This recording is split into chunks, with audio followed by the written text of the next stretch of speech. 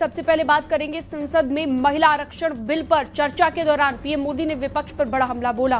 PM Modi ने कहा कि इस ऐतिहासिक मौके को देश ने करीब 3 दशक तक अटकते लटकते और भटकते देखा है। पीएम मोदी ने कहा कि इस मुद्दे को लंबे वक्त तक राजनीतिक बहानों और तकनीकी अड़चनों के जरिए रोका गया। पीएम ने भावुक अपील करते हुए कहा कि ये समय राजनीतिक लाभ हानि के ऊपर उठकर सोचने की है। दिखाते हैं आपको रिपोर्ट।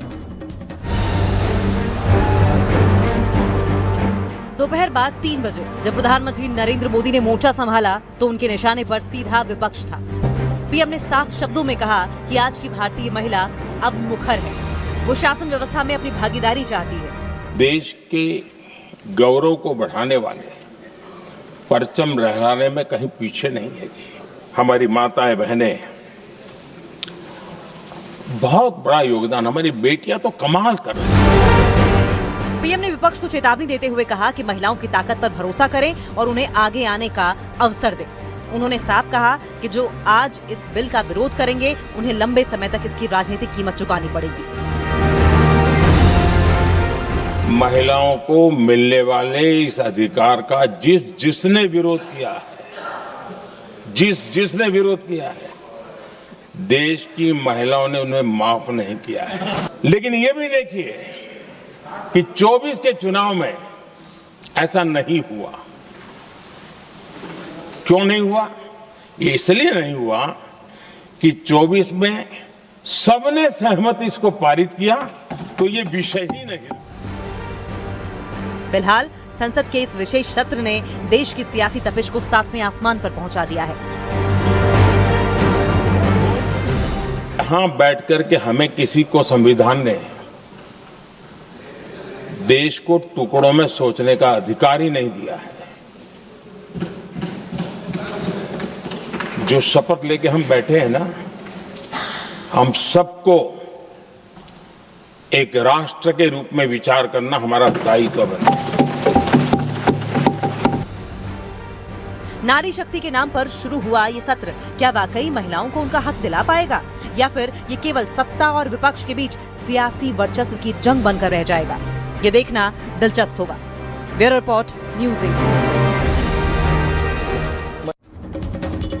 लोकसभा में आरक्षण के मुद्दे पर पक्ष और विपक्ष में जमकर बहस हुई है। जहां अखिलेश यादव ने जातिगत आरक्षण के मुद्दे पर सवाल उठाया तो गृह मंत्री अमित शाह ने जवाब भी दिया। समाजवादी पार्टी ने जहां मुस्लिम महिला आरक्षण का मुद्दा उठाया, वहीं गृह मंत्री अमित शाह ने भी पलटवार किया है। इसी से जुड़ी एक रिपोर्ट आपको दिखाते हैं। अभी ये सदन इस स्टेज पर है कि बिल को पुनर्स्थापित करना या न करना।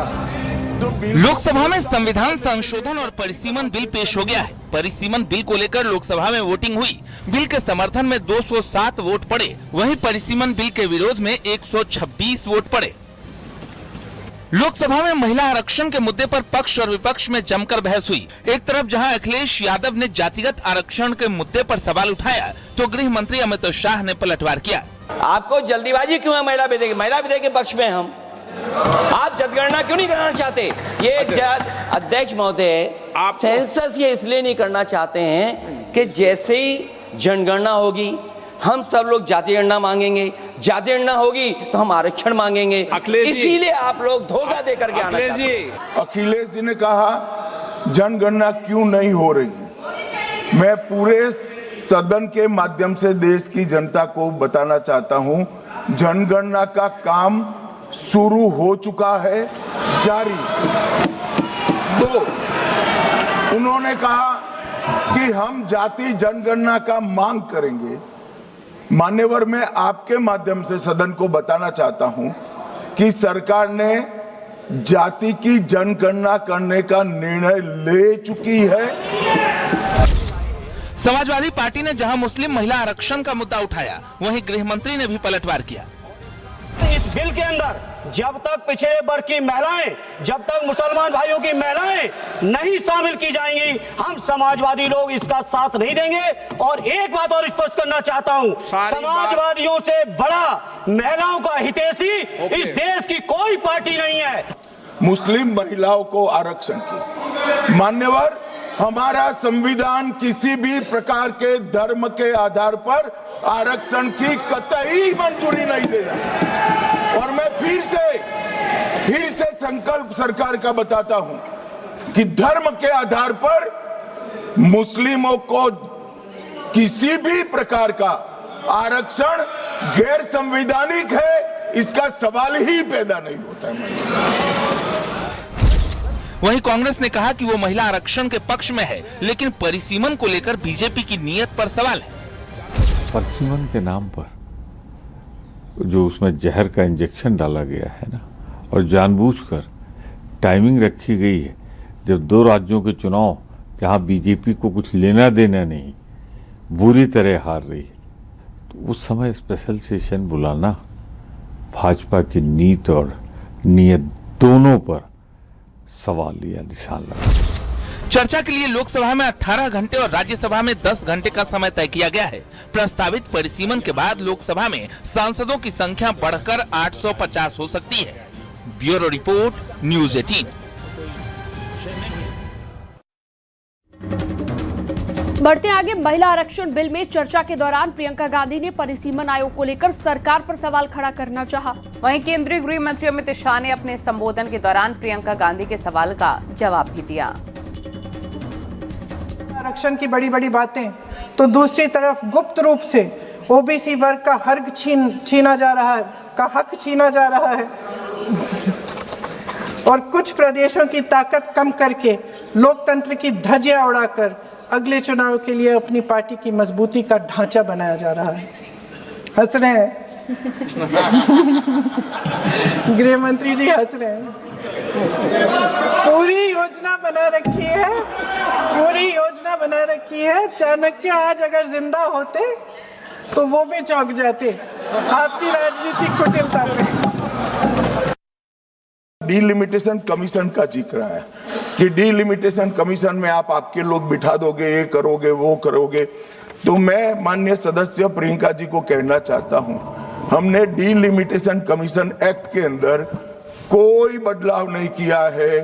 फुल स्टॉप कोमा में आपका डिलिमिटेशन कमीशन एक्ट को हमने रिपीट किया है। अगर आपने उस वक्त मैनिपुलेशन किया है तो मैं इतना कह सकता हूं, आप कह रही हो कि इससे मैनिपुलेशन होगा, तो आपने अगर उस वक्त ये एक्ट का उपयोग कर मैनिपुलेशन किया होगा तो मैं इतना कर सकता हूं कि हम नहीं करेंगे और मैं कुछ नहीं कह सकता। संसद में विशेष सत्र के दौरान आज अखिलेश यादव ने भी सरकार पर जोरदार हमला बोला। अखिलेश ने कहा कि बीजेपी अपने एजेंडे को आगे बढ़ाने के लिए महिलाओं के नारे का इस्तेमाल करना चाहती है। अखिलेश यादव के आरोपों पर जहां पीएम मोदी ने चुटकी ली है, वहीं अमित शाह ने भी करारा जवाब दिया। धर्मेंद्र जी, मैं आपका बहुत आभारी हूं और अखिलेश जी मेरे मित्र हैं तो कभी कभी मदद कर देते हैं।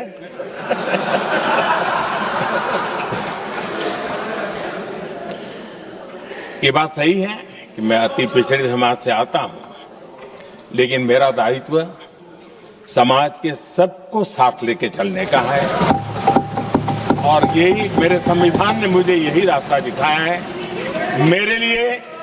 मेरे लिए संविधान ही सर्वोपरि है और इसलिए और ये संविधान की ताकत है कि मेरे जैसा अत्यंत छोटे समाज का, अति पिछड़े समाज के व्यक्ति को इतना बड़ा दायित्व देश ने दिया।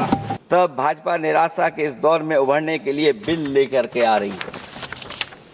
ये भारतीय जनता पार्टी का जो वोट कम हो रहा है, असली लक्ष्य अध्यक्ष महोदय वोट है, सत्ता में रहना है, इसलिए आरक्षण को लेकर के आए हैं। भाजपा की यही राजनीतिक चाल रहती है। जब पुराने लोग ये समझ जाते हैं कि भाजपा किसी की सगी नहीं है, तो हर बार भाजपा कुछ नए लोगों को अपने लुभाने जुमलों में फंसाती है। लोकसभा में महिला आरक्षण और परिसीमन पर चर्चा के दौरान गृह मंत्री अमित शाह ने दक्षिण भारत के राज्यों की चिंता दूर करने की कोशिश की। गृह मंत्री ने कहा कि कर्नाटक के सांसदों की संख्या 28 से बढ़कर 42 हो जाएगी और लोकसभा में कर्नाटक का प्रतिनिधित्व 5.14% हो जाएगा और इस तरह से कर्नाटक को जरा भी नुकसान नहीं होगा। एक सबसे बड़ा नैरेटिव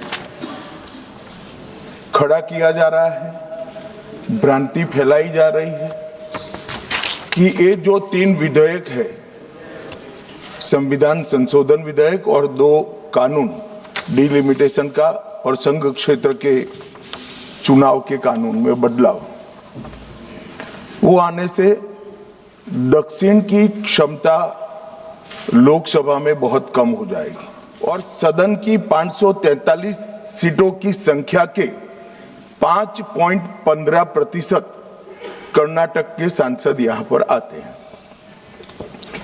ये बिल पारित होने के बाद, संविधान संशोधन होने के बाद कर्नाटक की संख्या हो जाएगी 28 से बढ़कर 42। तमिलनाडु, इतने सारे लोग काले कपड़े पहनकर आए हैं। मैं तमिलनाडु की जनता को भी आश्वस्त करना चाहता हूं कि आपकी शक्ति कम नहीं होगी, बढ़ रही है। बीजेपी का दावा है कि संशोधन बिल से महिलाओं को काफी फायदा मिलेगा। पहले ही काफी देर हो चुकी है, ऐसे में यही समय है और सही समय है। कांग्रेस और समाजवादी पार्टी का कहना है कि उसने पहले भी बिल का समर्थन किया था, लेकिन इस बार बीजेपी की मंशा महिला बिल की आड़ में परिसीमन की है, जो पूरी नहीं होगी। पीएम साहब ने बहुत साफ कहा कि भैया अगर आपको क्रेडिट ही चाहिए तो सरकारी खर्चे पे मैं आप लोग का नाम डाल देता हूँ, छपा देता हूँ, सपोर्ट करो, नहीं तो बहुत बुरी तरह हारोगे।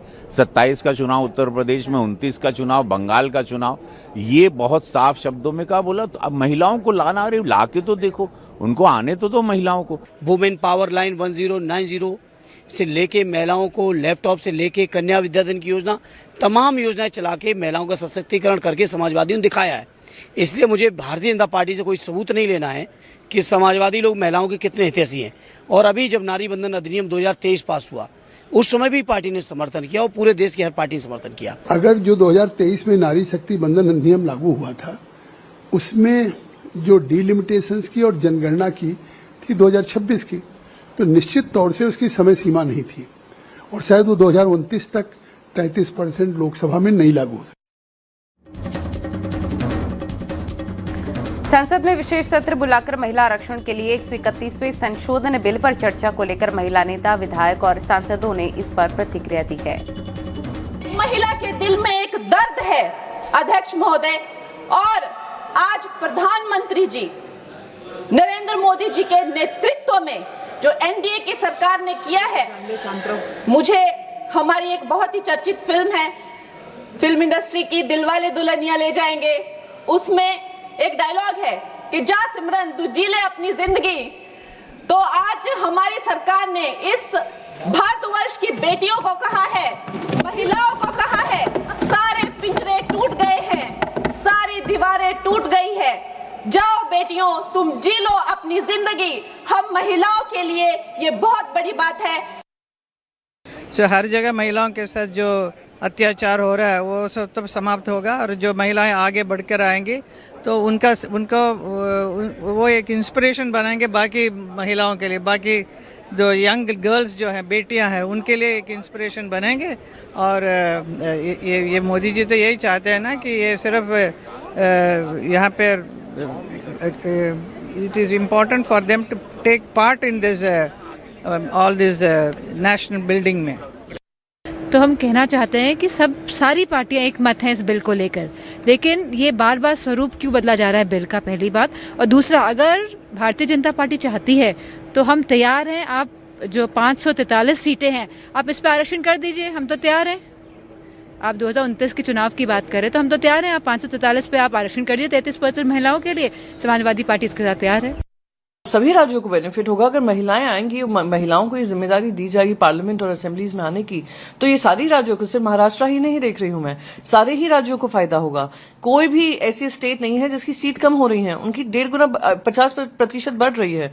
तो आई पर्सनली फील कि हर एक मेंबर ऑफ पार्लियामेंट जो लोकसभा से इलेक्ट होकर आते हैं, उनकी जो कॉन्स्टिट्यूंसीज होती हैं 12 से 15 लाख की कॉन्स्टिट्यूंसीज होती हैं, लोगों की कॉन्स्टिट्यूंसीज होती हैं, जिसमें गवर्नेंस नेक्स्ट टू इम्पॉसिबल होता है। इस बिल को लटका करके रखा, और अगर इतनी ही विपक्ष की मंशा होती कि सिर्फ जो है सभी नारियों का देश की उत्थान हो जाए, तो अपने ही घर की बहू बेटियों को वो आगे ना करते। दूसरी बात, भारतीय जनता पार्टी एक ऐसी पार्टी रही जिसने सभी का साथ और विकास आदरणीय प्रधानमंत्री जी के कड़े नेतृत्व में मैं समझती हूँ आगे बढ़ाने का काम किया है। और आज बार बार एक बात बड़ी अच्छी प्रधानमंत्री जी ने कही कि यदि इस बार भी बिल लटक गया और पास नहीं हुआ तो भारत की मातृशक्ति जितनी भी स्त्रियां हैं और बहनें हैं वो आज अनभिज्ञ नहीं है, वो साक्षात देख रही लोकसभा में क्या हो रहा है। और इसलिए यदि आज अन्याय हुआ तो कभी क्षमा नहीं कर पाएंगी। तो इसलिए उनका भेदभाव से पार्टी लाइन से सबसे ऊपर उठ करके सब आगे आए। पश्चिम बंगाल में 2 चरणों में 23 और 29 अप्रैल को वोटिंग होनी है। बंगाल के सियासी रण में आज सीएम योगी पहुंचे और ताबड़तोड़ 3 रैलियां की। इस मौके पर सीएम योगी ने ममता सरकार और टीएमसी पर बड़ा हमला बोला। सीएम योगी ने कहा कि हम गौ माता को कटने नहीं देंगे और हिंदुओं को बंटने नहीं देंगे। सीएम योगी ने अपने भाषण में यूपी मॉडल का भी जिक्र किया। उन्होंने कहा कि यूपी अब माफिया मुक्त है। देखिए,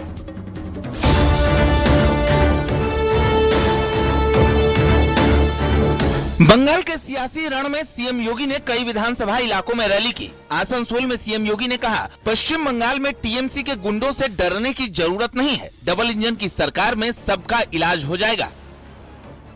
टीएमसी के गुंडे क्या कह रहे हैं? भयभीत मत होइए।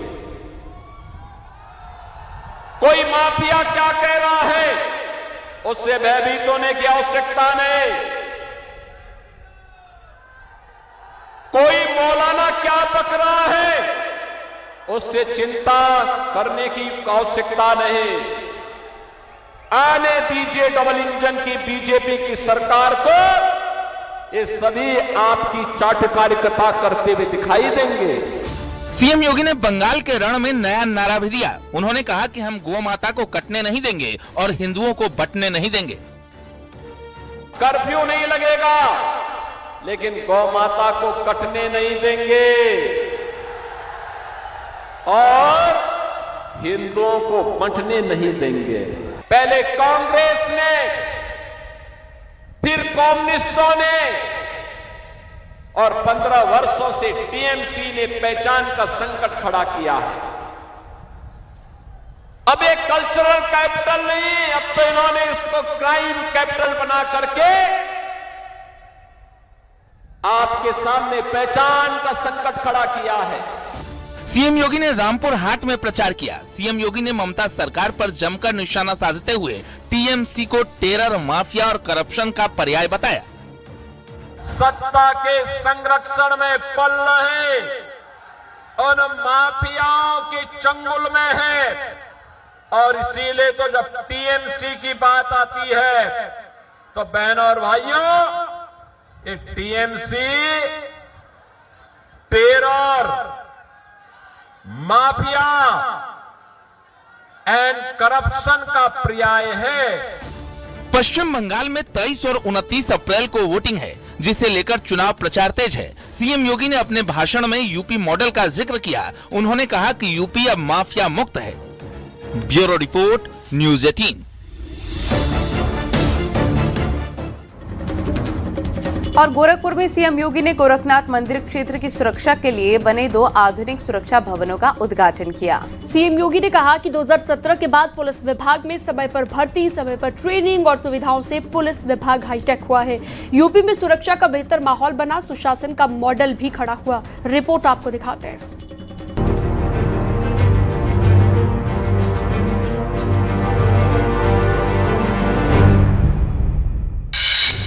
गोरखपुर में सीएम योगी ने गोरखनाथ मंदिर की सुरक्षा के लिए बने अत्याधुनिक भवन का लोकार्पण किया। इस मौके पर मुख्यमंत्री ने कहा कि यूपी में सुरक्षा का बेहतर माहौल है। सुरक्षा के बेहतर माहौल ने प्रदेश में सुशासन का बेहतर मॉडल तैयार किया है।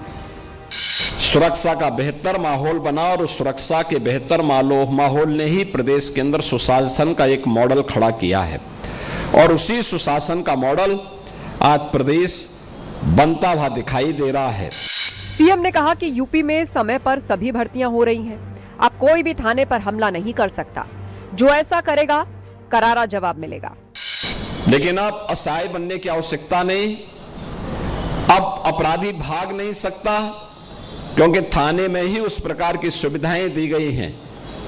कोई थाने पर जबरन हमला नहीं कर सकता क्योंकि अब थाने में पुलिस कार्मिकों के लिए बैरक अलग से बनाए गए हैं और बेहतरीन सुविधा से युक्त बनाए गए हैं। जो सुरक्षा में सेंध लगाने का काम करेगा तो उसके काम को तमाम करने के लिए पुलिसकर्मी वहां हमेशा मुस्तैद होकर के अपनी जिम्मेदारियों का निर्वहन करता हुआ दिखाई देगा।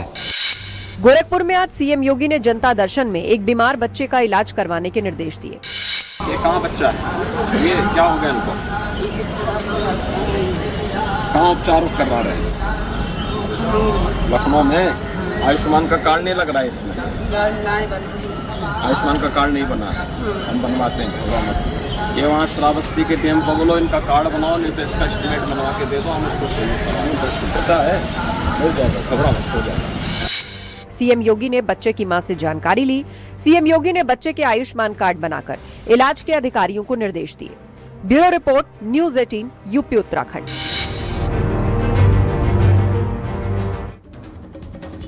और नोएडा में मजदूरों के प्रदर्शन की आड़ में हुई हिंसा के मामले की पुलिस की जांच के दौरान साजिश के परतें खुल रही हैं। इसमें पता चला है कि हिंसा करने वाले अधिकतर लोग मजदूर थे ही नहीं, जिसमें अब बैक टू बैक खुलासे हो रहे हैं। इसी से जुड़ी रिपोर्ट आपको दिखाते हैं।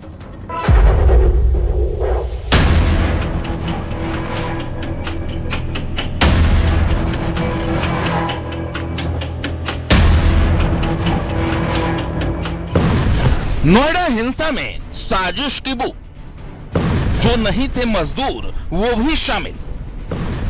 3 दिन में 80 व्हाट्सएप ग्रुप, जांच में खुल रही साजिश की गांठ।